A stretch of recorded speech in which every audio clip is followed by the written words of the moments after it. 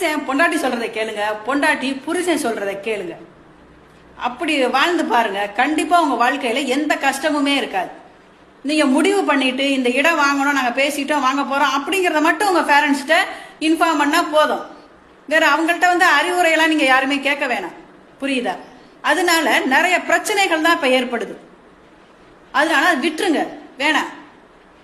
நீங்க சொந்தமாவே முடிவெடுங்க, நீங்க 2 பேருமே பேசி. குறிப்பா ஒண்ணு மட்டும் நான் சொல்றேன், கணவன் மனைவி கிட்ட புருஷன் பொண்டாட்டிக்கு இடையில நடக்கக்கூடிய தாம்பத்தியத்தை எப்படி வெளியில அடுத்தவங்கள்ட்ட சொல்ல மாட்டாங்களோ அதே மாதிரிதான் உங்க 2 பேருக்குள்ள நடக்கிற பிரச்சனையும் நீங்க வெளில சொல்லக்கூடாது. அது உங்க அம்மாவா இருந்தாலும் சரி, அப்பாவா இருந்தாலும் சரி, நல்லா தெரிஞ்சுக்கோங்க. இல்லறம் அப்படிங்கிறது 2 பேர் மட்டும்தான். அதாவது புருஷன் பொண்டாட்டி 2 பேரை மட்டும்தான் அடங்குனதுதான் இல்லறம். அதுக்குள்ள உங்க அம்மா அப்பா, அண்ணன் தம்பி, அக்கா தங்கச்சி யாருமே வரக்கூடாது. அது பொண்ணா இருந்தாலும் சரி.